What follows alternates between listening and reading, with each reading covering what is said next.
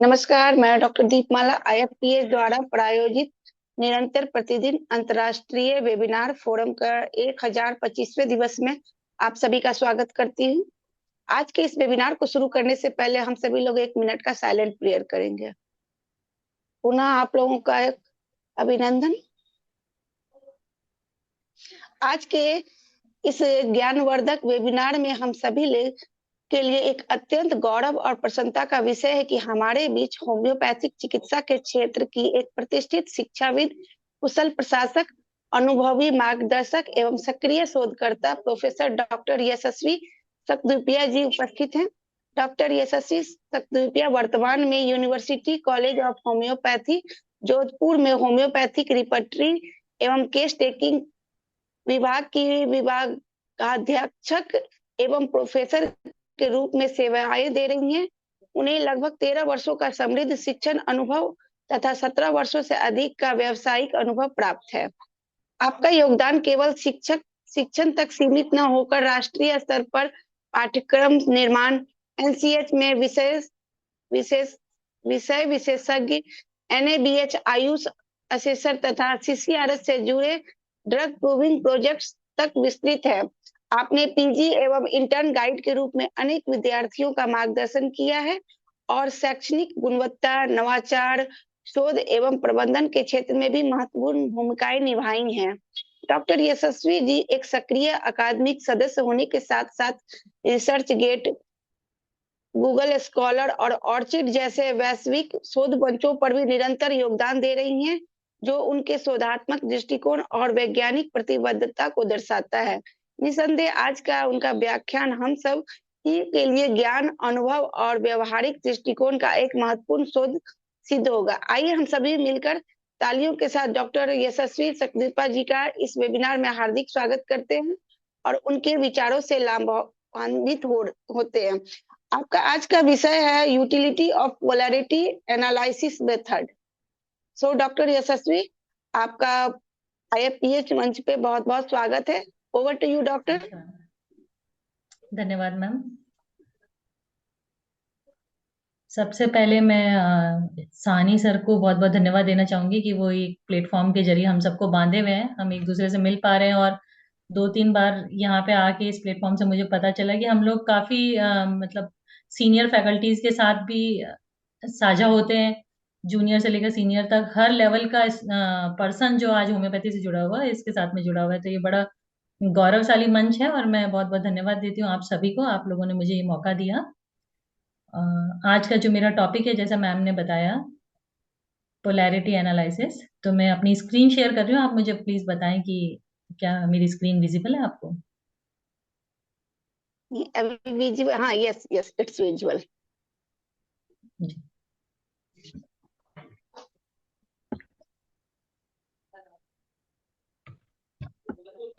तो आज का जो ये टॉपिक है, utility of polarity analysis in repertorization, ये टॉपिक पे हम लोगों ने काम करना शुरू किया 2017-18 में, जब हम मेरे पास में एक पीजी स्टूडेंट थी, उसके टॉपिक को हम सेलेक्ट कर रहे थे। तो उस टाइम में हमें कुछ नए मेथड्स पर काम करना चाहते थे, क्योंकि बहुत सारी रिसर्चेज अलग अलग पीजी कॉलेजेस में हमने देखा कि हो रही है, बट वो रिसर्चेज सभी एक तरह से कॉपी पेस्टिंग टाइप का ही आइडिया होता है कि बस डिजीज का नाम बदल देते हैं, और इस तरह से जिस कारण के हम अपने सब्जेक्ट को ज्यादा एनरिच नहीं कर पा रहे। रिपर्टरी सब्जेक्ट से जुड़ा हुआ व्यक्ति उस सब्जेक्ट को ज्यादा जस्टिफाई नहीं कर पाता कि हम क्या नया कर रहे हैं इसके अंदर। तो तब हम लोगों ने इस पोलैरिटी एनालिसिस मेथड के ऊपर काम किया था।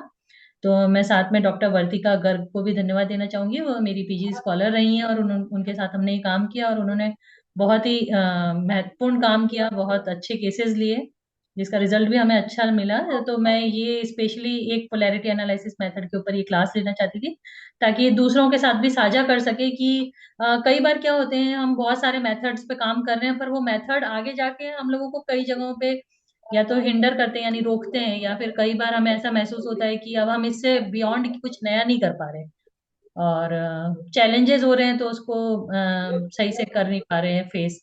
तो उस टाइम में हमें नए मेथड्स या ऐसा लगता है कि कोई नई टेक्नोलॉजी को यूज किया जाए, तो ये एक मेथड है, वो आप लोग ट्राई कर सकते हैं। पोलैरिटी एनालिसिस मेथड एक ऐसा मेथड है जो कि हम कह सकते हैं कि बॉनी हुसैन के आइडिया को आज की करंट सिचुएशन में उसके जो वो ऐसे जैम या ऐसे आइडिया जो कि बहुत कम लोगों को पता है, या फिर हम यूजी लेवल पे, अंडर ग्रेजुएट लेवल पे इतना यूज नहीं करते, या जब हम प्रैक्टिस में चले जाते हैं प्योर और टीचिंग से जुड़े नहीं रहते, तब भी इस तरह की नई जो अपडेटेड मेथड्स हैं वो हम लोगों को मिल नहीं पाते हैं। तो ये एक ऐसा मेथड है जो पोलैरिटी एनालिसिस मेथड, जो बेसिकली बॉनी हुसैन के कॉन्सेप्ट से ही निकल के आया है। उन्होंने और उसी को मॉडिफाई करके और उसको थोड़ा सा बेटर टेक्नोलॉजी का यूज करके ट्रांसफॉर्म किया गया। 2001 में डॉक्टर हेनरी फ्रे ने ये पोलैरिटी एनालिसिस मेथड को इंट्रोड्यूस किया था। एक नई अप्रोच बनाई थी कि केस को जब वर्कआउट करेंगे तो इस नई अप्रोच का यूज करेंगे, और उस अप्रोच का नाम उन्होंने पोलैरिटी एनालिसिस रखा। अगर हम इसकी डेफिनेशन देखें, जो कि जैसा कि डॉक्टर हेनरी फ्रे ने इसको डिफाइन किया है, कि एक ऐसा होम्योपैथिक मेथड ऑफ ट्रीटमेंट है जिसके कारण कि हम जो प्रोबेबिलिटी ऑफ क्योर है उसको बढ़ा सकें। कई बार हमने देखा है कि हम रेमेडी दे देते हैं, पर हमसे जब पूछा जाएगा कि क्या ये दवा काम करेगी और कितने दिन में काम करेगी, इस कंडीशन में इस दवा का कैसा रोल रहता है, तो हम लोग बहुत एक जिसको कहते हैं कैलकुलेटेड आंसर नहीं दे पाते या क्वांटिफाई नहीं कर पाते उस आंसर को। तो उसके लिए पोलैरिटी एनालिसिस मेथड को हम बोल सकते हैं कि एक इस तरह का मेथड है जिसमें हमारे पास में संभावना किसी भी क्योर के होने की कितनी ज्यादा है उसको हम आइडेंटिफाई कर सकते हैं, बता सकते हैं हाँ इसकी संभावना बहुत ज्यादा है। और ये मेथड जो है वो डॉक्टर बॉनी हुसैन सर ने दिया था, और जो उनका कॉन्ट्रा इंडिकेशन का कॉन्सेप्ट था उसी को इसके अंदर यूटिलाइज किया गया। दो एक इम्पॉर्टेंट चीजें बॉनी हुसैन ने रिपर्टरी सब्जेक्ट में दी है। पहला तो अपनी repertory Boenninghausen therapeutic pocket book, और दूसरा उस रिपर्टरी में जो उन्होंने ग्रेडेशन ऑफ रेमेडीज दिया है। ये एक ऐसा तरीका है, जैसे अगर हम देखा जाए कि आजकल बहुत सारी रिसर्चेज होती है, इवन एलोपैथिक ब्रांच में भी आप देखेंगे, मॉडर्न मेडिसिन ब्रांच में भी जो रिसर्चेज हो रही है, वो रिसर्चेज प्रोबेबिलिटी यानी एविडेंस बेस्ड मेडिसिन पे हो रही है। वो आज जो कॉन्सेप्ट लाए एविडेंस बेस्ड मेडिसिन का, वो ये बताता है कि ये दवा देने के बाद में आपकी दवा के काम करने की प्रोबेबिलिटी कितनी ज्यादा थी। ये सेम कॉन्सेप्ट 1846 से पहले ही डॉक्टर बॉनी हुसैन दे चुके हैं, जिसमें उन्होंने जो ग्रेडेशन सजेस्ट की रेमेडी की, वो इसी आधार पे की कि पहली बात थी कि वो रेमेडी के जो सिम्टम आया वो उस रेमेडी का जीनस सिम्टम है या नहीं, यानी उसके पैथोजेनेसिस का सिम्टम है या नहीं, वेल इंडिकेटेड। दूसरा, क्या वो प्रूविंग में उतने नंबर सारे प्रूवर्स में वो सिम्टम पाया गया या नहीं पाया गया। और तीसरा, कि क्या क्लिनिकल वेरिफिकेशन के टाइम में हम उस सिम्टम पे उस रेमेडी को देते हैं तो वो रेमेडी ने उसको क्योर किया या नहीं किया।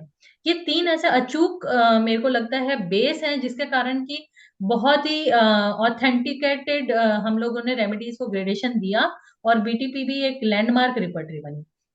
तो जो आज एविडेंस बेस्ड मेडिसिन का कॉन्सेप्ट है, वो मुझे लगता है होम्योपैथी में बहुत पहले ही आ गया, और उसी कॉन्सेप्ट को आगे नए नए तरीकों से बढ़ाया गया। इस कॉन्सेप्ट ने स्पेशली पोलैरिटी एनालिसिस में इस एविडेंस बेस को ही और एक स्टेप फर्दर ले जाया गया, और जो काम करने का तरीका है उसको कट शॉर्ट किया गया। तो अब हम देखते हैं कि कॉन्सेप्ट जो पोलैरिटी एनालिसिस का आया वो कैसे इंट्रोड्यूस हुआ। अगर हम एफोरिज्म 18 देखते हैं तो उसमें बताया गया है कि beside the totality of symptom with consideration of accompanying modality nothing can be any means to be discovered in gene.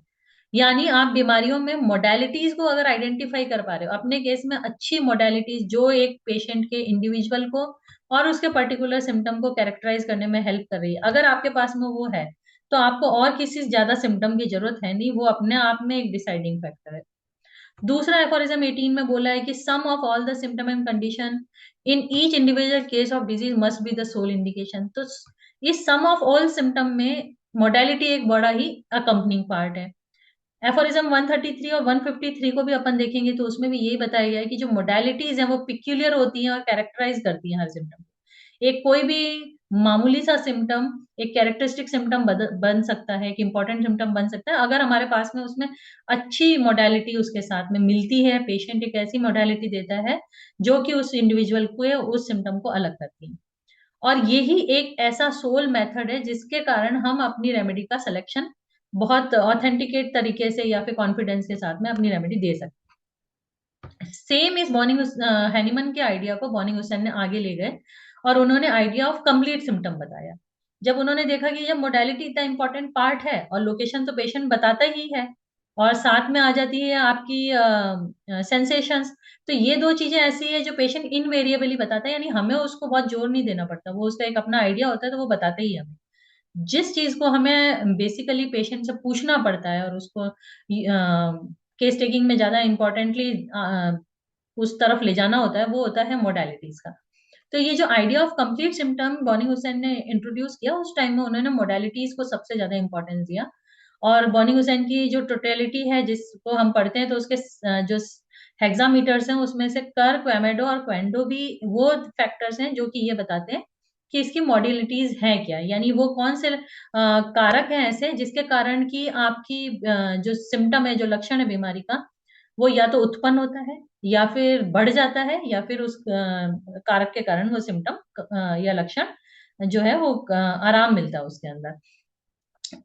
इन सभी मोडालिटीज में, कॉजेशन में, इसके अलावा और क्या आ सकते हैं जो प्री डिस्पोजिंग फैक्टर्स होते हैं या फिर कोई प्रेसिपिटेटिंग, यानी जिसको मेंटेनिंग कॉज कहा गया है, ये सभी फैक्टर को अगर हम देखें तो ये आइडिया बॉनी हुसैन ने इंट्रोड्यूस किया। और सभी ऑथर्स ने, चाहे कैंट ने बॉनी हुसैन को कितना भी क्रिटिसाइज किया हो जनरलाइजेशन के लिए, पर उन्होंने भी मोडालिटीज की इंपॉर्टेंस को कहीं कम नहीं किया। हम देखते हैं कि कैंट की रिपोर्टरी में भी थ्रू आउट हमें मोडालिटीज की इंपॉर्टेंस मिलती है। और क्लिनिकल रिपोर्टरी में भी जाएंगे या किसी भी थेरापेटिक मटीरिया मेडिका में भी आप जाएंगे तो जो बेसिक पॉइंट ऑफ डिफरेंस दो रेमेडीज के बीच में दिखता है वो मोडालिटीज ही दिखता है। तो दैट मीन्स कि बॉनी हुसैन का बेसिक आइडिया था कि अगर आपके पास अच्छी मोडालिटीज हैं तो आप अपने केस को without depending on other symptom, यानी माइंड का सिम्टम ऐसा लिया जाए जिसके बारे में हमें बहुत रिलायबल सोर्स नहीं मिला, या हमने पेशेंट से जबरदस्ती उगलवाए हैं वो मेंटल सिम्टम जो कि पेशेंट को बहुत वॉलेंटियरली नहीं आए, तो उन सिम्टम्स पे आपको भरोसा करने की जरूरत नहीं है, उन पर डिपेंडेंट होने की जरूरत नहीं है। आपके पास अच्छी मोडालिटीज है, आप फिर भी अपनी अच्छी रेमेडी उसमें सेलेक्ट करके दे सकते हैं। तो ये बॉनिंग हुसैन का आइडिया था।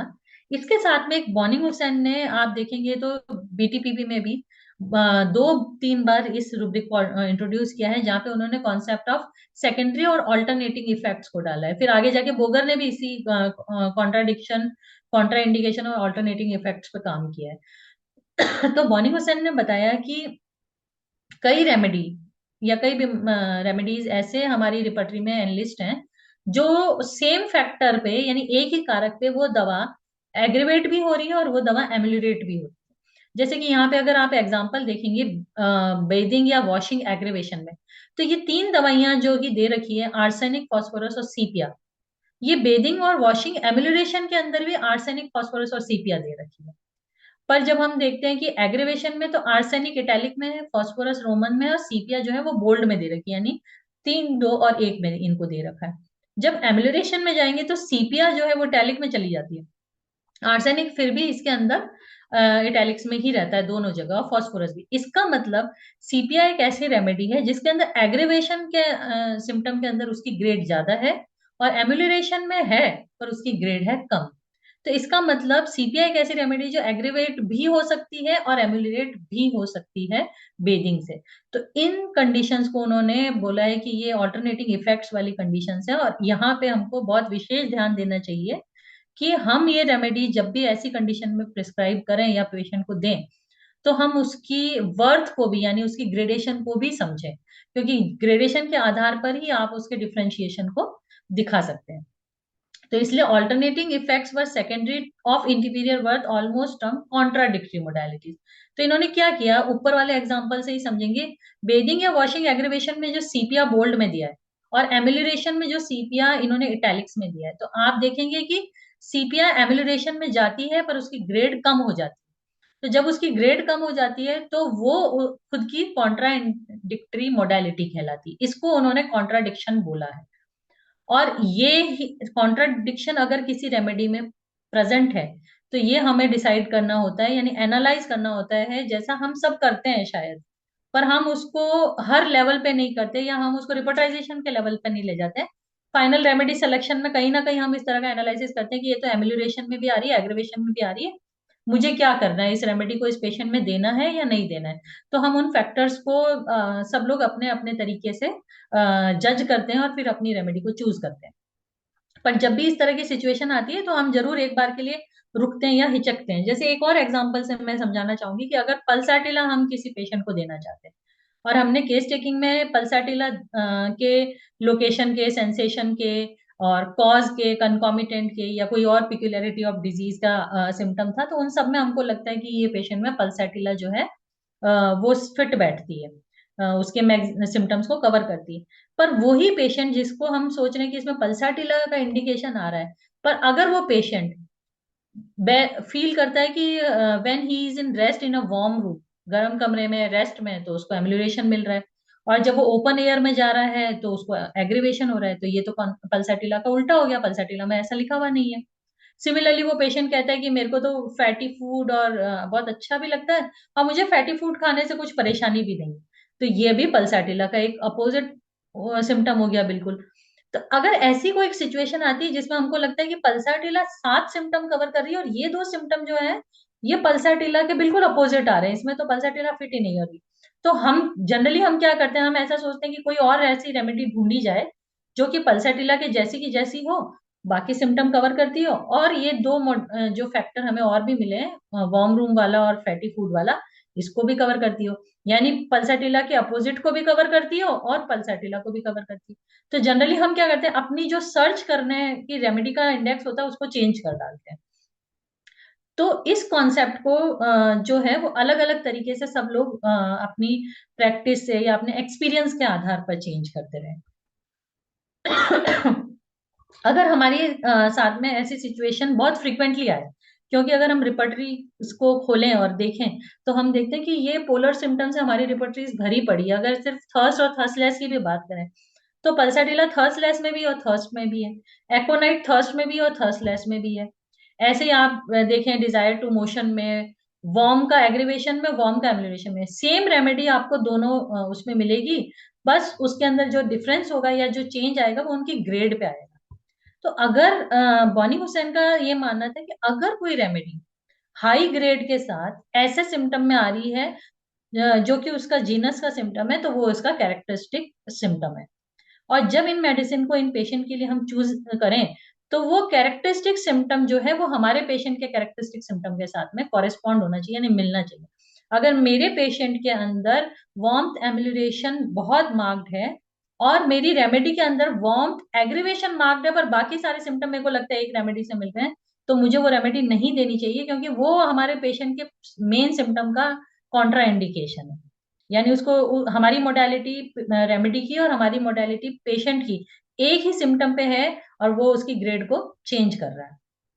तो ये all important symptom of the patient ought to be covered by chosen correctly. और ये कह रहे हैं कि रेपर्टराइजेशन का या फिर ये टोटलिटी बनाने का मेन मोटो ये है कि आप मैक्सिमम सिम्टम को तो कवर करें ही, हाईएस्ट सिमिलर रेमेडी देखते हैं, सिमिलिमम, सिमिलिमम मतलब हर एक सिम्टम को कवर करती है। पर इसके साथ में दूसरी इंडिकेशन ये भी होनी चाहिए कि हमें वहां तक कोशिश करनी चाहिए जहां तक कि जो सिमिलिमम हमने चूज किया है वो सारे सिम्टम भी कवर करे, और जहां तक पॉसिबल हो सके हाई ग्रेड के ही सिम्टम को वो कवर करे, तो हमारा जो शॉर्ट शॉर्ट जिसको प्रिस्क्रिप्शन कहते हैं वो आने लगता है।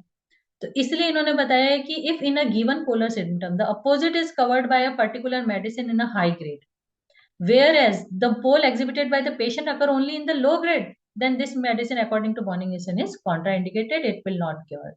इसका मतलब सिंपल तरीके से अगर हम समझें तो अगर पेशेंट के अंदर कोई सिम्टम है वो हमको रेमेडी के रिपर्टराइजेशन, उस केस के रिपर्टराइजेशन में लो ग्रेड में मिल रहा है, और वही सिम्टम का अपोजिट हो गया, सपोज वार्मथ एग्रीवेशन का अपोजिट वार्मथ एम्यूलेशन है जिसमें वो रेमेडी हाई ग्रेड में है, तो यानी वो रेमेडी का कैरेक्टरिस्टिक है और वो रेमेडी का कैरेक्टरिस्टिक आपके पेशेंट के सिम्टम से मैच नहीं होता, तो वो रेमेडी हमको नहीं देनी चाहिए, वो रेमेडी क्योर नहीं ला सकती उस पेशेंट के अंदर। ये बॉनिंग हुसैन का कॉन्ट्रा इंडिकेशन का कॉन्सेप्ट था। तो इन्होंने बहुत जगहों पे अलग अलग जो केसेस वर्कआउट किए थे उसमें ये कॉन्ट्रा इंडिकेशन या पोलर सिम्टम को रेफर भी किया, तो उन्होंने इनको पोलर सिम्टम बोला कि ये दोनों पोल अपार्ट हैं एक दूसरे के, जैसे thirst versus thirstlessness, cold aggravation versus cold amelioration, ऐसे फ्रेश एयर की डिजायर या फ्रेश एयर का एवर्जन है। Many remedies present at the both pairs, तो कोई बहुत सारी रेमेडीज हैं ऐसे, अगर दोनों उसमें आ रही है तो हमें पहले तो ये देखना है कि जो हमारे पेशेंट का सिम्टम है और जो रेमेडी का जीनस है यानी पैथोजेनेटिक सिम्टम है वो जीनस ऑफ रेमेडी से मिलता है या नहीं, पहली चीज। और दूसरी चीज कि हमें जहां तक पॉसिबल हो वो रेमेडी चूज करनी चाहिए जो जीनस भी मिलता हो और वो रेमेडी उस सिम्टम को हाई ग्रेड में कर रही है। अगर हमने रेमेडी चूज कर ली पर वो रेमेडी जो उस सिम्टम में लो ग्रेड में रिपर्टरी में दिया हुआ है, तो अब भी हम लोगों को वो पेशेंट के सिम्टम को रिप्रेजेंट नहीं कर रही है, इसका मतलब, या वो जो सेलेक्टेड रेमेडी होगी वो आपको क्योर की तरफ नहीं लेके जाएगी। और इसको बहुत क्लियरली उन्होंने लिखा है, contradictions to the characteristic symptomatology of the patient which thereby was a contraindication against the remedy. In his experience, this consultation only very rarely affected a cure. तो ऐसे केसेस में बहुत रेयरली ही आपका क्योर होगा, वो भी चांस ये होगा कि और कोई इंडिकेटेड सिम्टम था जो हमसे मिस हो गया और वो होने के कारण वो रेमेडी ने काम किया। तो अगर पेशेंट का कैरेक्टरिस्टिक सिम्टम है तो जो हम रेमेडी देना चाहते हैं उसके अंदर वो कैरेक्टरिस्टिक सिम्टम हाई ग्रेड में ही हमें मिलना चाहिए। तो हमारी रिपर्टरी में ऐसी बहुत सारी, ये कुछ मैंने एग्जांपल डाले यहाँ पे, अगर आप देखेंगे, जैसे सन एग्रीवेशन में आयोडम है और सन एम्यूलेशन में भी आयोडम है। तो सन एग्रीवेशन में आयोडम इटैलिक्स में, इसका मतलब अगर आपका पेशेंट आ रहा है और उसको सन एम्यूलेशन है और बाकी सारे सिम्टम में आयोडम रेमेडी आ रही है पर वो लो ग्रेड में आ रही है, तो फिर वो आपका इंडिकेटेड हो सकता है। बट आपका पेशेंट सन एग्रीवेशन का है और आपकी रेमेडी में नहीं कवर कर रहा है, तो फिर वो आपकी रेमेडी जो है वो वेल इंडिकेटेड रेमेडी उस केस के अंदर नहीं होगी। म्यूजिक एग्रेवेशन एम्युलरेशन में भी देखिए, क्रॉकस हो गया, टेरेनियम हो गया, थूजा हो गया, ये तीनों की तीनों रेमेडीज आप देखें कि एम्युलरेशन में भी दिखाई दे रही है। सिर्फ थूजा का जो है वो ग्रेड जो है वो एम्युलरेशन में ज्यादा है। इसका मतलब म्यूजिक एम्युलरेशन थूजा का एक बहुत कैरेक्टरिस्टिक सिम्टम है। तो ये पोलैरिटी एनालिसिस का जो मेथड है वो बेसिकली इसी कॉन्सेप्ट से निकल के आया है। डॉक्टर हेनरी फ्रे ने देखा कि अगर ये कॉन्ट्रा इंडिकेशंस को हम ध्यान रखते हैं रेमेडी प्रिस्क्राइब करते टाइम, तो ये हमारी जो प्रोबेबिलिटी है क्योर की वो ज्यादा बढ़ा देगी।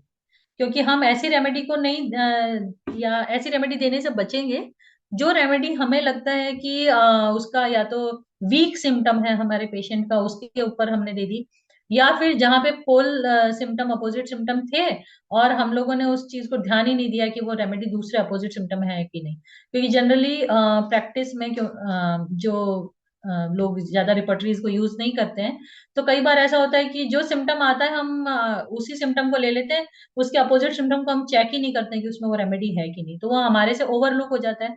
हमारे ध्यान में ही नहीं आता कि ऐसा सिम्टम हो सकता था या ऐसा भी है। और फिर वो रेमेडी काम नहीं करती तो हमें लगता है कि शायद हमने कोई कैरेक्टरिस्टिक सिम्टम नहीं लिया होगा, या हमसे कुछ मिस हो गया, या रेमेडी इतनी डीप एक्टिंग नहीं थी, या पोटेंसी। तो कई बार ये जो कहानी होती है वो शायद कॉन्ट्रा इंडिकेशन के चारों तरफ घूम रही होती है। और हमारा जो, क्योंकि हमें इसकी अवेयरनेस नहीं है इस कॉन्सेप्ट की, तो हम इसको अदर डायरेक्शन में लेके चले जाते हैं। तो इसी आइडिया से बेसिकली ये पोलैरिटी एनालिसिस का जो आइडिया था वो आया। The idea to base the remedy selection, जिसमें पोलर मोडालिटीज, यानी ऐसी मोडालिटी जो एक रेमेडी दोनों ही मोडालिटीज में, उसके एग्रीवेशन में भी है और उसके एम्युलेशन में भी अगर रिपर्टरी में एनलिस्टेड है, तो उसको हमें वर्कआउट करने का एक तरीका ढूंढना था। और उस तरीकों को जब ढूंढा गया तो उस तरीके का नाम पोलैरिटी एनालिसिस रखा गया। तो polarity analysis is the result of search for a better match to the characteristic patient symptom with the genus symptom of our medicine. हम सब भी यही करते हैं कि हमारे जो मेडिसिन का जीनस सिम्टम है उसी से हम अपने पेशेंट के सिम्टम को मैक्सिमम मैचिंग मिलना चाहिए, इसी कॉन्सेप्ट पे हम लोग काम कर रहे हैं। इस कॉन्सेप्ट को इम्प्रूव करके और इसको कैसे हम रिपर्टराइजेशन में या रेमेडी सिलेक्शन के टाइम में, वर्कआउट करते टाइम में बेटर वे में काम में ला सके, इस इम्प्रूव तरीके का नाम पोलैरिटी एनालिसिस रखा गया। तो पोलैरिटी एनालिसिस में जब हम लोग काम करते हैं तो इन्होंने जो तरीके में मॉडिफिकेशन किया वो ये किया कि अभी तक हमारे पास कोई ऐसा तरीका नहीं था कि भाई हमें अगर पता भी चल गया कि ये पोलर रेमेडी है, एक तरफ तो म्यूजिक एग्रीवेशन में थूजा 2 ग्रेड में 2 मार्क्स में है, और एक तरफ म्यूजिक एम्युलेशन में जो थूजा है वो 5 मार्क्स में कवर कर रहा है। तो अब मुझे करना क्या है, इधर 5 मार्क्स है इधर 2 मार्क्स है, तो मैं क्या करूँ इसमें आगे। तो मैं ऐसा करती हूँ, ये रूब्रिक छोड़ दूं क्या, या इस तरह की हमारी सोच बनती है कि इसको काम में कैसे किया लिया जाए रिपर्टराइजेशन के टाइम। तो ये पोलैरिटी एनालिसिस मेथड में इन्होंने क्या किया, इन पोलर सिम्टम्स को आइडेंटिफाई किया। रिपर्टरी में ऐसे कौन कौन से पोलर सिम्टम है, स्पेशली बीटीपीबी रिपर्टरी में, तो उनको उन्होंने आइडेंटिफाई किया। उन पोलर अपोजिट सिम्टम को यूटिलाइज करते हुए उन्होंने एक मैथमेटिकल कैलकुलेशन निकाला, जिसके कारण कि हाँ अगर है तो प्लस, मतलब ग्रेड ज्यादा है तो प्लस, और जिसमें कम है उसको माइनस ग्रेड कंसिडर किया गया। यानी अगर थूजा इधर एम्यूलेशन में बोल्ड में लिखा हुआ है और एग्रीवेशन में उसको रोमन में लिखा है सपोज, तो जहाँ पे बोर्ड में लिखा है वो उसका प्लस साइन है, और जहाँ पे नेगेटिव लिखा हुआ है यानी कम ग्रेड में लिखा हुआ है पोलर सिम्टम में, तो उसका माइनस साइन है। इस तरह से उन्होंने इस कॉन्सेप्ट को बनाया। The higher the polarity difference, more likely the medicine is similar to the characteristic symptom of the patient, provided there is no contraindication. अब अगर हमारे पास में ऐसा कोई कंडीशन आता है तो उन्होंने इस केस को इन तरीके को पोलैरिटी एनालिसिस तरीके में इस तरह से इसको वर्कआउट किया कि आप जब अपने पेशेंट के सिम्टम उसमें ऐड करेंगे, तो जब आप पेशेंट के सिम्टम उसमें ऐड करते हैं और आपकी जो इंडिकेटेड रेमेडी आती है वो कैसे आपको पता चलेगी कि ये मेरी इंडिकेटेड रेमेडी है। तो जो जो रेमेडी हमारे पहले सिम्टम में आई, दूसरे सिम्टम में आई और जिन जिन मोडालिटी में आई, वो रेमेडी को वो आइडेंटिफाई करके बताता है कि इसके पोलर में भी ये रेमेडी आ रही है, तो वो आपको ऑटोमेटिकली उस मेथड में बता देता है कि इसका पोलर सिम्टम भी है। अगर रस्ट टॉक्स है, मूव एग्रीवेशन है, तो मूव एम्यूलेशन में भी है, तो वो आपको अपने आप इंडिकेटेड करके पी करके इंडिकेशन देता है। जैसे ही हमें ये इंडिकेट होता है कि ये रेमेडी पोलर सिम्टम को भी कवर कर रही है, तो हम समझ जाते हैं कि वो एग्रीवेशन में भी है और एम्यूलेशन में भी है, दोनों जगह वो सेम रेमेडी है एक ही सिम्टम के मोडालिटी में। अब अगर इस बीच का डिफरेंस, यानी एक में तो वो बोल्ड में दे रखी है और एक में एकदम लोअर ग्रेड में दे रखी है, तो जो बोल्ड में दे रखी है वो हमारे पेशेंट का अगर सिम्टम है तो वो हमारे पेशेंट का कैरेक्टरिस्टिक सिम्टम माना जाएगा, क्योंकि वो आपकी जीनस ऑफ मेडिसिन से भी मैच करता होगा। The negative polarity difference points to remedy which cover the patient symptom in an unspecific way. और अगर आपके जो सिम्टम ऐसे आ रहे हैं पोलर सिम्टम जिसके बीच में डिफरेंस ज्यादा नहीं है, जैसे कि अगर सन एग्रीवेशन एब्लुरेशन में आयोडम देखेंगे तो दोनों के बीच में कोई डिफरेंस ही नहीं, ठीक है, तो और या फिर डिफरेंस वन का ये, जैसे नेट्रम कार में अगर बोल्ड में और इधर इटैलिक में लिखा तो एक ही मार्क का डिफरेंस आ रहा है, तो अगर ये सिम्टम डिफरेंस कम है तो यहाँ नेगेटिव पोलैरिटी बनती है। तो अगर डिफरेंस कम है तो इसका मतलब ये एक ऐसा वीक सिम्टम है। इस वीक सिम्टम के पता चलने से हमें ये पता चलता है कि इस सिम्टम के आधार पर अगर आप रेमेडी दे रहे हैं या इस मोडेलिटी के आधार पर आप रेमेडी का सिलेक्शन करने जा रहे हैं, तो आपकी रेमेडी गलत सेलेक्ट होगी, उसका चांस ऑफ क्योर जो हैगा वो आपके पेशेंट में कम से कम होगा। तो इन पोलैरिटी एनालिसिस मेथड में इन्होंने क्या किया, सभी पोलर सिम्टम्स को सिस्टमेटिकली अरेंज कर दिया। तो वन हैंड में हमको सारी वो रेमेडीज मिल जाती है जो कि कॉन्ट्राइंडिकेटेड मोडालिटीज में दे रखी है, और दूसरी तरफ उन्होंने ऐसा सिस्टम जनरेट किया कि उसका जो पोलैरिटी डिफरेंस है वो आपको दिखने लग जाएगा। दैट मीन्स अगर हम खुद किताब लेके बैठते और इसको करते तो ये बहुत टीडियस काम होता, शायद हमको बहुत देर लगता एक एक केस को काम करने में, और हर कोई 4 से 5 या 6 मोडालिटीज तक पोलर नहीं ढूंढ पाता।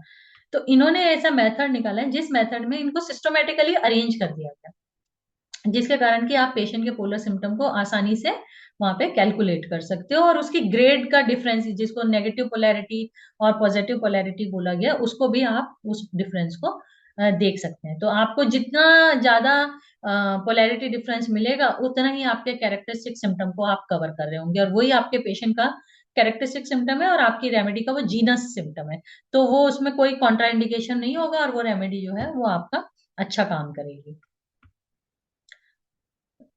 तो इसके काम करने का जो हम तरीका देखते हैं, इसके अंदर हमने देखा कि जितने भी पोलर सिम्टम्स हैं और उसके जितने भी अपोजिट पोल्स हैं, अपोजिट पोल हो गए मतलब कौन कौन सी रेमेडी में कितने कितने डिफरेंस के साथ वो पोल बनते हैं, उनको आइडेंटिफाई करके एक जगह पे लिखा गया। फिर जो differential diagnosis of the best fitting remedy किया गया। अब उस मेथड में क्या किया गया है, जब आप अपनी सिम्टम को ऐड करते हैं तो उसके पोलर सिम्टम अपने आप ऐड हो जाएंगे, और अगर कोई पर्टिकुलर रेमेडी वहां पे आई है तो वो रेमेडी अपने आप ही अपनी पोलर ग्रेड को भी वहां पे दिखा देगी। तो ये बेसिकली उन्होंने बोला है कि बेस्ट मेडिसिन जो आपके केसेस में बन रही है, अगर उनके अंदर कोई डिफरेंस है, पोलैरिटी डिफरेंस है, तो वो इसको आइडेंटिफाई करने लग जाएगा। अब जो रेलिवेंट अदर सिम्टम जो हम लोगों को लगता है कि भाई इसके अंदर कोई एक दो कैरेक्टरिस्टिक जनरल सिम्टम मिल रहे हैं, फिजिकल जनरल हो सकते हैं, कोई डिजायर एवर्जन के सिम्टम हो गए, या फिर कोई एक आइडेंटिफाइंग मेंटल सिम्टम हमको ऐसा लगता है, तो उसको हम फर्दर उसके अंदर सिम्टोमेटोलॉजी में ऐड कर देंगे। उसको ऐड करने के बाद हम उसका जो फाइनल सिलेक्शन है, वो रेमेडी का फाइनल सिलेक्शन जो अपनी रेमेडी है उसका कंसल्ट जैसे हम करते हैं कंसल्टेशन थ्रू मतीरिया मेडिका, हम इसको कर देंगे। तो ये पोलैरिटी एनालिसिस मेथड में इन्होंने सबसे जो इंपॉर्टेंट काम होता है डिफरेंशियल डायग्नोसिस, जो ये पोलर सिम्टम को पहले तो समझो, उसमें देखो कि वो दोनों रेमेडी कौन कौन सी है जो उन उन ग्रेड्स में आएगी।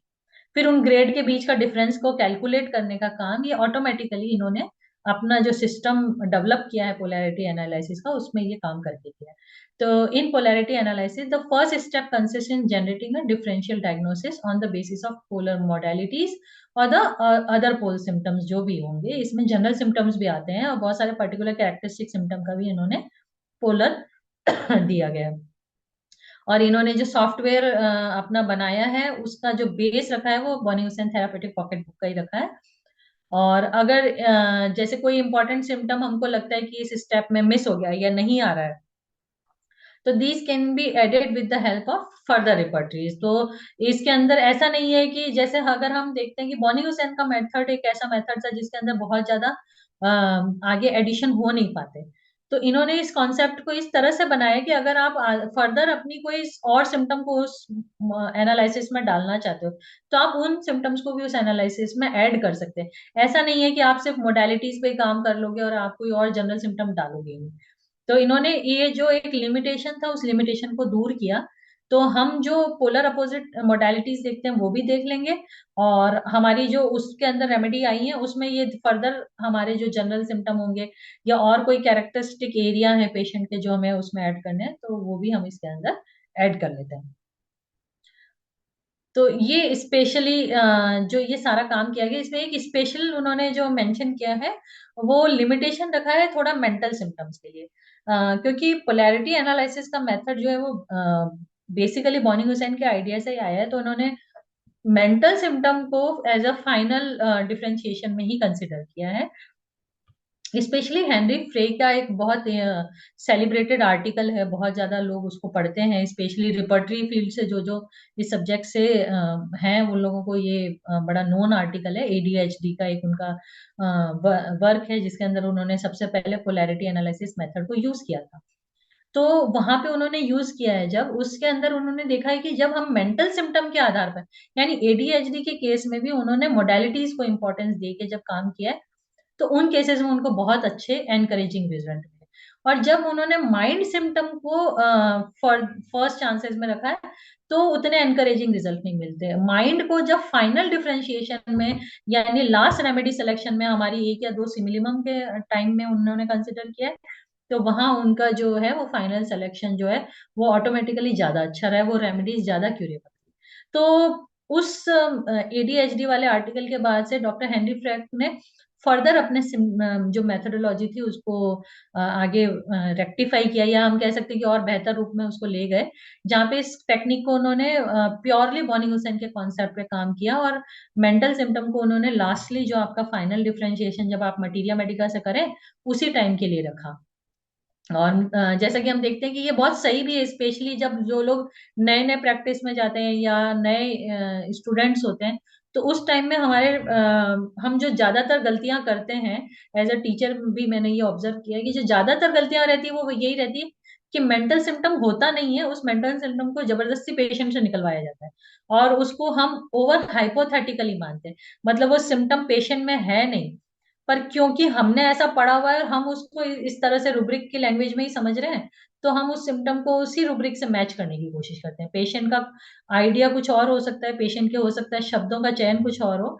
तो मेंटल सिम्टम एक ऐसी है जिसकी रिलायबिलिटी जो है वो एक्सपीरियंस से आती है, और जितना साइकोलॉजी और ह्यूमन बिहेवियर को आदमी समझता है उतना उसके एक्सपीरियंस के साथ वो उन चीजों को आइडेंटिफाई करता है। तो ये मेंटल सिम्टम को ओवर इम्पोर्टेंस जो देने का एक ट्रेंड बनाया है वो इसलिए बना है क्योंकि वो सुनने में बड़ा अच्छा लगता है मेंटल सिम्टम, बट ज्यादातर इसके कारण हमारे जो रिलायबल रिजल्ट नहीं आते।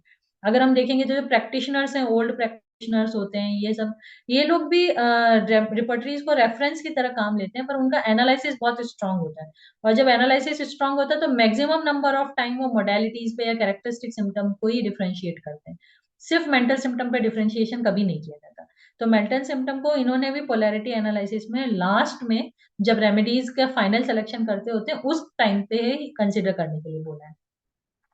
और ये टेक्निक ऑफ पोलैरिटी एनालिसिस है, ये सुनने में थोड़ा कॉम्प्लिकेटेड है बट इसकी सबसे अच्छी चीज ये है कि आप polarity analysis.com करके इनका जो एक वेबसाइट है, उस पर जाएंगे, आप अपने आप को लॉग इन करेंगे तो आपको ये जो इंटीग्रेटेड सिस्टम दिखाई देता है, जिसको हमने समझा कि ये पोलर सिम्टम को आइडेंटिफाई किया, रेमेडीज को आइडेंटिफाई किया, तो ये आपको इजीली वहां पे अवेलेबल होता है। तो जब हम उसको यूज करते हैं, और उसके बहुत सारे एग्जाम्पल भी उन्होंने डाले हैं, तो उन इलस्ट्रेशंस को या ऑलरेडी जो एग्जांपल्स है उनके थ्रू अगर हम यूज करते हैं, तो ये बहुत बिगिनर फ्रेंडली है। कोई भी व्यक्ति उसको, चाहे उसका कितना भी पुराना एक्सपीरियंस है, वो भी उसको बहुत आसानी से समझ सकते हैं।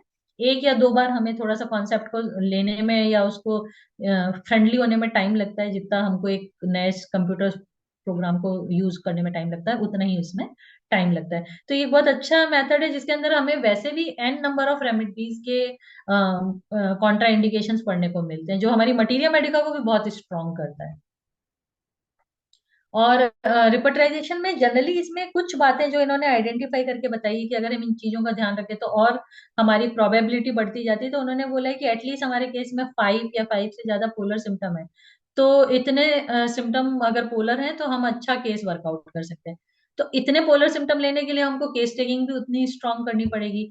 तो उस केस टेकिंग के अंदर इन्होंने क्या किया है, सप्लीमेंटेड चेकलिस्ट दी है, जो कि मुझे लगता है कि ये सबसे इम्पोर्टेंट इनका कंट्रीब्यूशन हमें लगता है ये है। क्योंकि बेसिकली हम लोग बोलते हैं मोडालिटीज को इम्पोर्टेंस देना, पर मोडालिटी जब हम पूछते हैं पेशेंट से, तो हम वही 2-3 मोडालिटी पूछ के रह जाते हैं। हो सकता है केस में और सारी मोडालिटी होती है जो हम पूछते नहीं, जैसे म्यूजिक एग्रीवेशन एम्बुलेशन हम एलर्जिक राइनाइटिस के केस में नहीं पूछेंगे। ठीक है, चलने फिरने का एग्रीवेशन एम्बुलेशन हम एलर्जिक राइनाइटिस के केस में नहीं पूछते, हम जनरली पूछ लेंगे मॉर्निंग इवनिंग आफ्टरनून में कब हो रहा है ज्यादा, कोल्ड एयर एक्सपोजर से देख लेंगे, रूम के टेम्परेचर से उसको देख लेंगे। तो हम जनरली क्या करते हैं, अपनी जो प्रैक्टिस ऑफ मेडिसिन का नॉलेज है और जो हमारी रेमेडी मोस्टली हम लोग प्रैक्टिस में यूज करें, उन रेमेडी के इर्द गिर्द की जो मोडालिटी होती है हम उनको ही पूछते हैं। हम अनबायस होते नहीं, हम सोचते हैं कि हम अनबायस तरीके से जाएं, पर हम होते नहीं। और उन कई सारी ऐसी मोडालिटीज हैं जो रेयर केसेस में हमको दिखाई देती है और हम उनको नेग्लेक्ट कर देते हैं, या हमारे दिमाग में ही नहीं आती कि हमें ये मोडालिटी पूछनी चाहिए क्या। तो इन्होंने एक बोला है कि आप जितने ज्यादा पोलर सिम्टम को आइडेंटिफाई करके अपने केस में लोगे, उतना रिपर्टराइजेशन आसान होगा। तो इतने पोलर सिम्टम के लिए उतनी मोडालिटीज आपके केस में अच्छी मिलनी चाहिए। तो इन्होंने एक चेकलिस्ट दे दी है, जिस चेकलिस्ट में एक स्टैंडर्ड उन्होंने परफॉर्मा दे दिया, और इस स्टैंडर्ड परफॉर्मा में आप अपना एक्यूट केस लीजिए, और कुछ लिखने का काम नहीं है, जितनी ज्यादा मोडालिटीज आप पूछिए और उसमें टिक करते रहिए, तो आपकी उतनी ज्यादा जो है वो पोलर सिम्टम उसके अंदर ऑटोमेटिकली ऐड होता है। तो ये जो पेशेंट का सिम्टम है उनको भी आप अंडरलाइन करके, जो मेन मेन पेशेंट का सिम्टम है उसको वहां पे हम नोटिफाई कर सकते हैं। ये चेकलिस्ट और क्वेश्चन आयर है, ये इन्होंने अभी तक में 11 चेकलिस्ट बनाई है और 12 इनके क्वेश्चन आयर्स इन्होंने कवर किए। तो जैसे मैंने बताया कि एक तो एडीएचडी का इनका बहुत सेलिब्रेटेड वर्क है, उस पे भी किया है। बहुत सारी रेस्पिरेटरी ट्रैक्ट की डिजीजेस के लिए इनका जो एक्यूट कंडीशन का चेकलिस्ट है वो बहुत ही यूजफुल रहा। हम लोगों ने भी जो डॉक्टर वर्तिका के साथ हमने काम किया था वो एलर्जिक राइनाइटिस पे किया था। ये सीसीआरएच की बेस्ट क्वालिटी डेजर्टेशन में भी ये टॉपिक सेलेक्ट हुआ था। तो वहां पे भी हमने उन केसेस में देखा कि एलर्जिक राइनाइटिस के अंदर हमने ऐसी ऐसी मोडालिटीज को आइडेंटिफाई किया पेशेंट में, जो मोडालिटीज जनरली हम पूछते नहीं है। तो वो मोडालिटीज भी हमने आइडेंटिफाई करके उसके अंदर डाली, और उसके कारण हमारे रेमेडीज सिलेक्शन का जो स्पेक्ट्रम था, जो रेमेडीज हम जनरली एक नॉर्मल एमडी रिसर्च के टाइम पे देखते हैं, वही 12-15 दवाइयां आती है, उसके बियॉन्ड भी हमें बहुत अच्छी अच्छी दवाइयां उसमें मिली है। काली नाइट्रिकम जैसी दवाइयां या कैल्केरिया सल्फ जैसी रेमेडीज जो जनरली ओवरलुक हो जाती है हमसे, वो भी हमारे केसेस में हमें देखने को मिली। तो ये 11 जो चेकलिस्ट इन्होंने दी है और 12 जो इनके क्वेश्चन आयर्स हैं, ये मोर देन इनफ है। जब भी कोई व्यक्ति अगर नया नया पोलैरिटी एनालिसिस को यूज करना चाहता है, तो उसको एक डिफाइंड फॉर्मेट मिल जाता है। तो इसके कारण हमारा थोड़ा इजी हो जाता है केस लेना या केस को वर्कआउट करना। तो ये एक इसका बहुत अच्छा तरीका है जिसको यूज किया है इन्होंने। अब जब हम रिपर्टराइज कर लेते हैं तो हम क्या करते हैं, पोलर जो सिम्टम होते हैं उनकी ग्रेड लिखी होती है, 3 से 5 तक जो होते हैं उनको लिख लेते हैं, और उसको क्रॉस चेक कर लेते हैं हमारे पेशेंट के सिम्टम के साथ में। तो हम अपने पेशेंट के सिम्टम की भी इंटेंसिटी को मार्क करते चलते हैं। अब अगर इसका पोलर अपोजिट है, यानी अगर वो पोलर अपोजिट सिम्टम में दे रखी है, तो हम ये देख लेते हैं कि उसका ग्रेड क्या है। अगर वो ग्रेड बहुत लो है, इसका मतलब वो हमारी रेमेडी की रेंज से बाहर जा रहा है, यानी उसका कॉन्ट्राइंडिकेशन नहीं है। और अगर उनके बीच का जो डिफरेंस है वो बहुत कम आ रहा है, यानी हमारी रेमेडी जो है वहां पे एक कॉन्ट्रा इंडिकेशन क्रिएट कर रही है, और वो रेमेडी हमारे केस के लिए क्यूरेटिव रेमेडीज की तरह काम में नहीं लाई जा सकती। तो by primarily using modalities in repertorisation एक जो क्लियर कट एक्यूरेसी हमको मिलती है। This can be attributed to the general modalities which are less ambiguous than the other symptoms like mental symptoms. इस तरह से इन्होंने इसको जस्टिफाई किया। अगेन वही बात है कि जब आप पोलैरिटी को देखें तो एक ही चीज का ध्यान रखना है कि वो पोलर सिम्टम के बीच का जो डिफरेंस है वो जितना ज्यादा है उनके मार्किंग में, उतना ही हमारी रेमेडी जो है वो क्यूरेटिव रेमेडी है, पहली चीज। और दूसरी चीज कि अगर आप मेंटल सिम्टम को कंसिडर कर रहे हैं तो या तो वो मेंटल सिम्टम के अंदर ऐसी कोई मोडालिटी है जिसके कारण आप उसको कंसिडर करना चाहते हैं, यानी क्वालिफाइड मेंटल सिम्टम जिसको डॉक्टर पटेल ने बोला, उन सिम्टम को लेने की कोशिश करेंगे, या फिर ऐसे मेंटल सिम्टम लेंगे जो कि फाइनल डिफरेंशिएशन में आपको हेल्प कर सके। जैसे एक छोटे से केस से मैं आपको बताना चाहूंगी कि ये अगर एक हमारे पास में सपोज ये एक हाइपोथेटिकल केस है कि हमारे पास में एक केस है मल्टीपल कॉर्न का, फुट और सोल पे मल्टीपल कॉर्न है और जो कि एग्रीवेट हो रहे हैं हमारे पेशेंट के अंदर स्टेपिक हार्ट और प्रेशर से। तो किसी हार्ड सरफेस पे पेशेंट चलता है तो वो कॉर्न पेनफुल होता है, और अगर उस पर प्रेशर आता है तो वो पेनफुल होता है।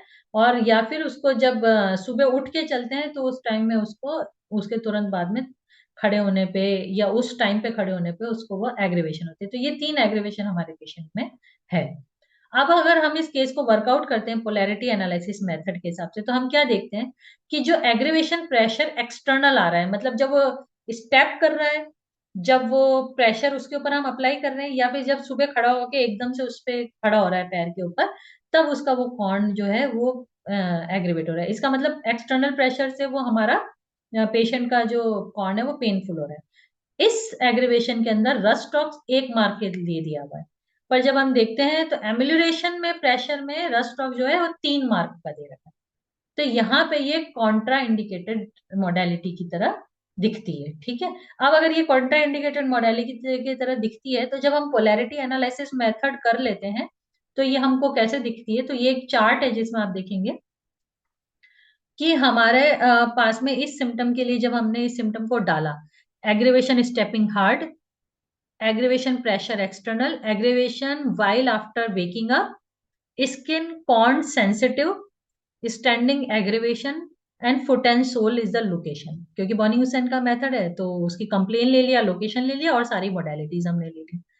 अब हमने इन्होंने क्या किया ये जो आगे लिखा हुआ है ये इनका पोलैरिटी डिफरेंस डाल गया है। और आप ऊपर की तरफ देखेंगे तो lycopodium, silicea, sulphur, nitric acid, sepia, pulsatilla और रस्टॉक्स इनकी रेमेडी आई इस इन सारे सिम्टम्स के अंदर।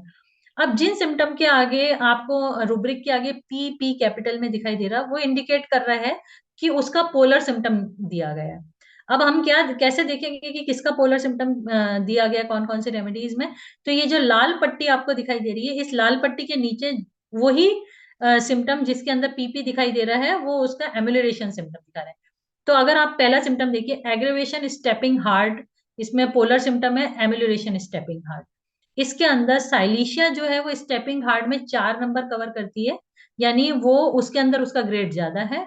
और स्टेपिंग एम्यूलरेशन में ये जो है नहीं दे रखी है। और प्रेशर एक्सटर्नल में ये 1 मार्क पे है और प्रेशर एग्रीवेशन में ये 4 मार्क पे है। ठीक है, सिमिलरली आप ये देखिए कि सल्फर, तो सल्फर जो प्रेशर एग्रीवेशन में 1 मार्क में है और सल्फर प्रेशर एम्यूलरेशन में 2 मार्क में आई। अब नाइट्रिक एसिड में जाएंगे तो स्टैंडिंग एग्रीवेशन में 1 मार्क में आई और स्टैंडिंग एम्यूलरेशन में भी 1 मार्क में आई, यानी पोलर डिफरेंस बिल्कुल ही नहीं रहा। सीपिया में अगर हम जाते हैं तो हम ये देखते हैं कि स्लीप आफ्टर वेकिंग अप में 4 मार्क में आई। और अगर हम एग्रीवेशन में देखेंगे तो वहां पे भी आपका आफ्टर वेकिंग में ये आपकी सीपिया 4 मार्क में आ गई।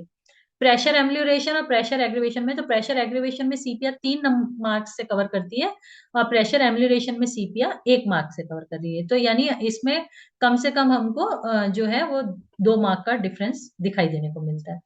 अब जब हम रस्टॉक्स के अंदर जाते हैं तो आप देखिए रस्टॉक्स के अंदर आपका प्रेशर एग्रीवेशन में तो 1 ही नंबर कवर कर रहा है और प्रेशर एम्यूलेशन में रस्टॉक्स 3 मार्क्स से कवर कर दिए।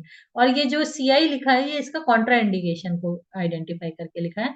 और स्टैंडिंग एम्यूलेशन में आप देखेंगे तो स्टैंडिंग एग्रीवेशन में हमारी रस्टॉक्स 3 मार्क्स को कवर कर रही है, और स्टैंडिंग एम्यूलेशन में रस्टॉक्स है वो 1 मार्क कवर करती है।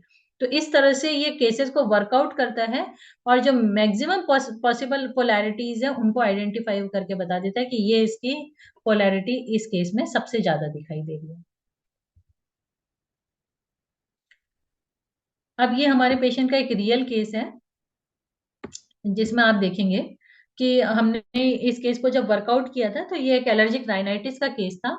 और इसकी आप देखेंगे कि पहला जो सिम्टम है एयर डिजायर टू ओपन, ये एक पोलर सिम्टम है, तो इसलिए नीचे लाल पट्टी के बाद में आपको एयर एवर्जन टू ओपन भी रूब्रिक मिलता है। तो क्या करता है ये, जिसके आगे आगे पी लिखा गया है उसके पोलर अपोजिट सिम्टम को इसके नीचे में दे देता है।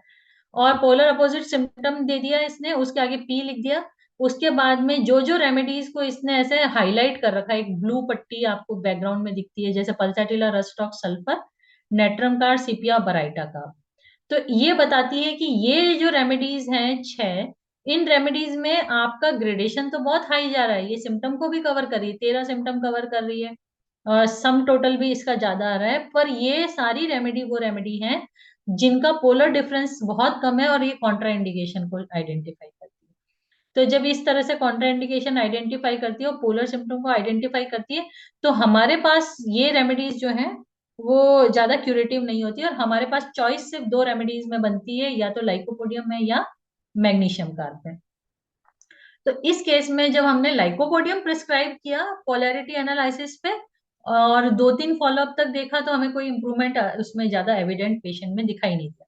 तो हमने क्या किया, उस केस का वापस से एक बार उसको रिकंसिडरेशन किया, तो मतलब रीकेस टेकिंग किया। तो जब रीकेस टेकिंग किया और उसके मदर से और उससे क्रॉस चेक किया गया, तो उसने बताया कि she had concern about her mother as her father was alcoholic and used to physically abuse her mother after considering the attachment. तो हमने क्या किया इस केस में, देखा कि उसका मैटरनल साइड में अटैचमेंट जो है वो अफेक्टेड है, और वहां पे वो उसका जो है वो मेन उसका फियर और जो वरी है वो मदर के तरफ इंक्लाइंड रहती है। उस सिम्टम को एज अ मेंटल सिम्टम हमने फाइनल डिफरेंशिएशन में कंसीडर करके फिर हमने जब मैक कार्ब दिया, तो उस मैक कार्ब में उस रेमेडी ने विद इन 2 फॉलोअप्स हमको बहुत एक जिसको नोटिफाइबल बेनिफिशियल रिजल्ट है वो निकाल के दिया। तो इसमें जो मेंटल जर्नल का डिसाइडिंग फैक्टर था वो इस पोलैरिटी को भी कवर कर रहा है, क्योंकि वो पोलैरिटी में आपको आइडेंटिफाई करके दे रहा है कि आपको 2 रेमेडीज में से किसको चूज करना है। पर साथ के साथ वो क्या आइडेंटिफाई करके दे रहा है कि अब पल्सैटिला क्योंकि love and care for mother हो गया, तो वो फैमिली के साथ हम कंसर्न कर लिया किसी और में, तो हम यहाँ पे गलती कर सकते हैं पल्सैटिला या नेट्रम इस तरफ जाने की। तो बेसिकली ये इस डिफरेंशिएटिंग पॉइंट को भी हाईलाइट करता है। तो ये एक ऐसा मेथड है जिसके कारण अगर आप फिर एक ही फैक्टर भी अच्छे से आइडेंटिफाई कर पाए फर्दर, तो आपकी जो अननोन रेमेडीज है वो भी निकल के आती है जनरली केसेस में। तो ये एक पोलैरिटी मेथड था जिसके कारण हमने मैक कार्ब को आइडेंटिफाई किया, जो कि जनरली हम मैक कार्ब हो सकता है कि अपने रूटीन मेथड से अगर अपन लोग मैक कार्ब देखते तो हम मैक कार्ब को देते ही नहीं, क्योंकि ये जो है वो 29 सम को ही कवर कर रहा है, तो हम पल्साटिला की तरफ चले जाते शायद अगर हमें पोलैरिटी का कॉन्सेप्ट पता नहीं होता। पल्साटिला हो सकता है हमारे पेशेंट को रिलीव करे, पर जो क्यूरेटिव एक्शन है उसका वो कम रहता है। तो इस तरह का ये केस है। ऐसे ही सिमिलरली हमने एक केस में वर्कआउट किया था जिसमें काली नाइट्रिकम दी गई थी, तो उसमें भी सिमिलरली जो मोडेलिटीज वेदर की थी और टाइम की थी वो एक डिसाइडिंग फैक्टर बने, जो कि काली नाइट्रिकम की टाइम मोडेलिटीज हम लोग एलर्जिक राइनाइटिस के सिम्टम में जनरली पूछते ही नहीं है, हम सोचते नहीं कि ये काली नाइट्रिकम का केस हो सकता है। तो ये कुछ ऐसे आइडेंटिफाइंग फैक्टर थे जिसके कारण कि हमने देखा कि पोलैरिटी एनालिसिस मेथड एक ऐसा मेथड है जिसको अगर हम अच्छी तरह से यूज कर सकें और अपने सिम्टम्स को आइडेंटिफाई कर सकें जो कि कैरेक्टरिस्टिक सिम्टम है, तो हम इनके डिफरेंस को दूर कर सकते हैं। क्योंकि आप रिपोर्टरीज खोल के देखेंगे तो रिपोर्टरीज में सेम रेमेडीज बहुत सारे रुब्रिक्स में जो उसके पोलर हैं उसमें दे रखी है, और ग्रेडेशन में भी दे रखी है। स्पेशली हम स्टूडेंट्स को पढ़ाते हैं तो स्टूडेंट बता ऐसा पूछते भी हैं, पल्सटिला तो इधर भी दे रखी है, इधर भी दे रखी है, अभी क्या करें। तो this could be answer for this kind of questions. अब पोलैरिटी एनालिसिस मेथड को अगर हमें यूज करना है तो हमें किन किन चीजों का ध्यान देना चाहिए। तो उसमें एक तो ये है कि हम जितने ज्यादा अच्छे पोलर सिम्टम अपने केस में निकाल पाए उतना बेटर रहेगा, क्योंकि जितना अच्छा आपका पोलर डिफरेंस होगा उतना ही आपका रेमेडी का जो जिसको कहते हैं फिल्टर अच्छा हो जाएगा। तो एक तो पोलर सिम्टम्स हम मैक्सिमम कलेक्ट करें, और पोलर सिम्टम अगर आपको मैक्सिमम कलेक्ट करने हैं, इसका मतलब आपको मोडेलिटीज पे और ज्यादा विचार विमर्श अपने पेशेंट के साथ में करना और उनको आइडेंटिफाई करना सिखाना है। जनरली पेशेंट को पता नहीं होता कि ये चीजें हमसे पूछी जाएगी, तो उनको उन चीजों के लिए थोड़ा सा अवेयर करा के उनको पूछने के लिए पूछा जाए। दूसरा कि अगर उनकी चेकलिस्ट वगैरह अवेलेबल है तो आप अपने रूटीन में जो पेशेंट देखते हैं उनके डायग्नोस्ड केसेस में आप उन चेकलिस्ट को यूज करिए। और क्योंकि ये मेथड बहुत आसान है, आप खुद उनके polarityanalysis.com पे भी जाके यूज कर सकते हैं। तो ये एक ऐसा मेथड है जिसमें आप अपना जो प्रिस्क्रिप्शन स्टाइल है उसको देख सकते हैं कि वो प्रिस्क्रिप्शन स्टाइल आपका जस्टिफाइबल है या नहीं है, या उसमें कुछ चेंजेस आपको नजर आते हैं तो। दूसरा कि एक ये जो कॉन्ट्रा इंडिकेशन का कॉन्सेप्ट है कि वैलिडेटेड कॉन्सेप्ट है। ऐसा नहीं है कि ये कॉन्सेप्ट कोई वेग कॉन्सेप्ट है या फिर पहले कभी हमारी रेपर्टरीज में देखा नहीं गया है। तो एक वैलिडेटेड कॉन्सेप्ट जो कि हमारे स्टॉलवर्ड्स का दिया गया है उसको एक बेटर वे में प्रेजेंट किया गया है। तो ये एक ऐसा मेथड है। और आप जाएंगे polarityanalysis.com पे भी जाके, या फिर हम रिसर्च गेट या पबमेड में भी जाके अगर पोलैरिटी एनालिसिस एंड होम्योपैथी करके डालते हैं तो आजकल एन नंबर ऑफ आर्टिकल हमको मिलते हैं। ये आर्टिकल्स क्यों इंपॉर्टेंट है एज अ सब्जेक्ट, क्योंकि मैं टीचिंग से जुड़ी हुई हूँ तो मुझे ऐसा लगता है कि इन मेथड्स को हमें यूज करना चाहिए। आजकल जितना ज्यादा देख रहे हैं कि बिगनर आ रहे हैं वो शॉर्टकट्स को निकालने की बहुत कोशिश करते हैं। तो वो जब एक आइडियल हम लोग पेन पेपर मेथड से रिपोर्टराइजेशन करते थे, या हम जब बहुत बिजी प्रैक्टिस में चले जाते हैं तो इनसे जो करते थे वो हमारी एक लिमिटेशन बन गया। बच्चा का इंटरेस्ट चला जाता है या नए जो प्रैक्टिशनर्स हैं उनका इंटरेस्ट चला जाता है, तो हर कोई शॉर्टकट ढूंढने लगता है।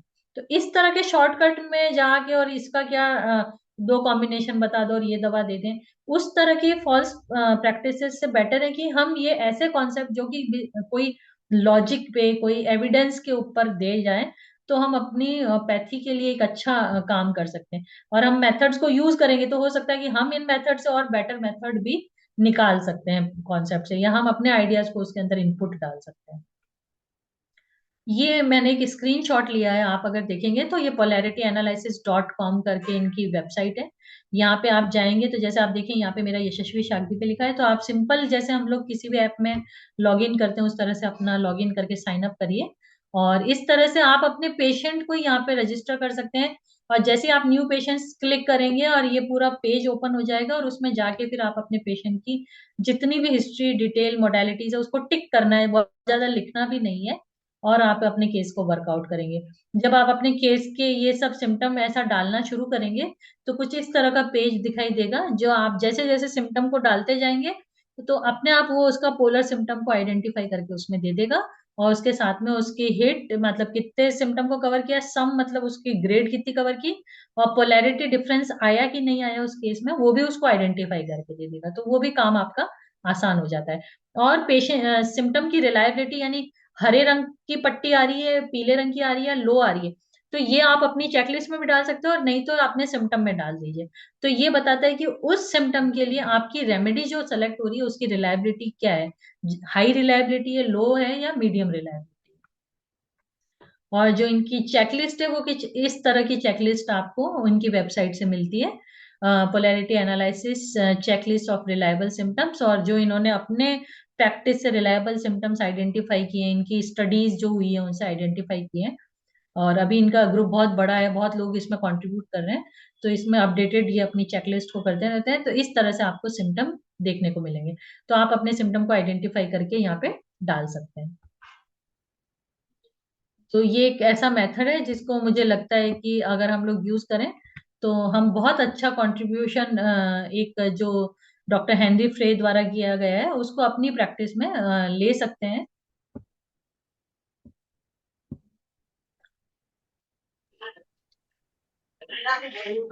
थैंक यू डॉक्टर, आपने थैंक यू। बहुत ही अच्छे से पोलैरिटी एनालिसिस मेथड को एक्सप्लेन किया। मैं भी बहुत अच्छे से इसको वॉच कर रही थी, काफी बढ़िया से सुन रही थी। जी किसी थैंक का यू। कोई क्वेश्चन, हाँ किसी का कोई क्वेश्चन हो तो काइंडली आप हैंड रेज कर सकते हैं या चैट बॉक्स में भी टाइप कर सकते हैं। हमारे पास लास्ट के 5 मिनट्स बचे हुए हैं। वैसे मैम आपने बहुत ही अच्छे से इसे एक्सप्लेन किया, पोलर सिम्टम्स को, और कैसे पोलर से आपने जो चेकलिस्ट जो किया, ये क्या मतलब वेबसाइट पे ही मिलेगा या ऐसे भी मिल हाँ जी, सकता है? हाँ मैम, आप polarityanalysis.com करके डालिए तो आपको बहुत इजीली ये मिल जाएगा। और ये जो क्वेश्चनर्स जो आपने बताए, हाँ, ये भी जो आपको मिल जाएंगे 12, और ये फ्री टू प्रिंट है।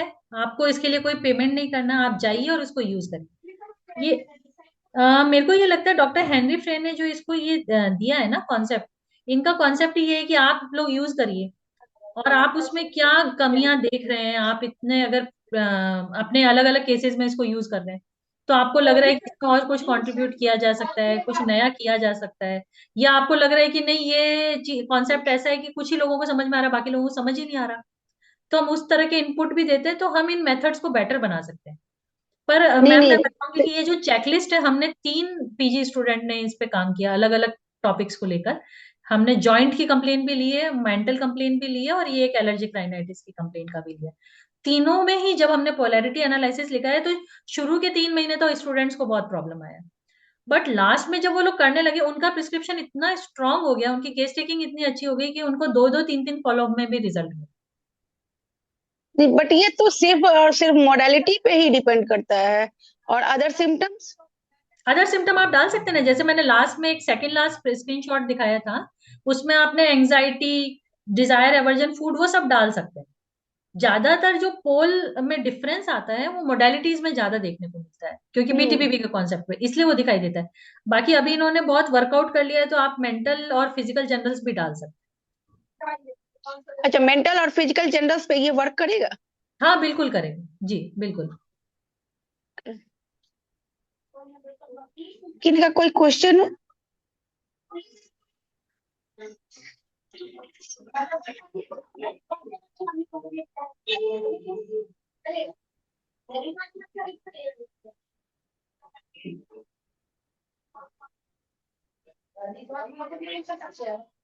आई थिंक किसी का कोई क्वेश्चन नहीं है।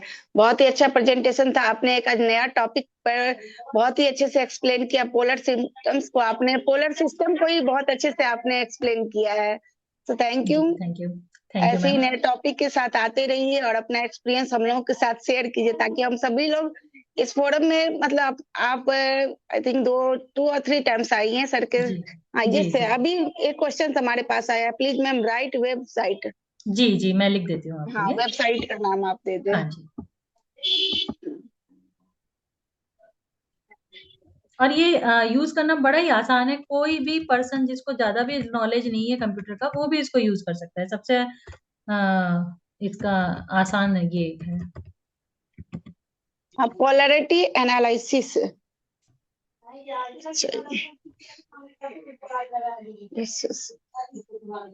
.com पे आप जाकर आप इसको देख जी। सकते हैं। हम्म। यस, आई थिंक हमारा टाइम भी ऑलमोस्ट ओवर हो ही गया है। थैंक यू, IFPH की ओर से आपका बहुत बहुत धन्यवाद। थैंक यू मैम, आप सभी का धन्यवाद। हाँ बिल्कुल बिल्कुल। अब हमारा हिंदी सेशन खत्म हो रहा है और इंग्लिश सेशन भी स्टार्ट होने जा रहा है। तो अभी मंच में डॉक्टर धनेश सर को हैंड ओवर कर रही हूँ। Over to you sir. Thank you, Dr. Deepamala.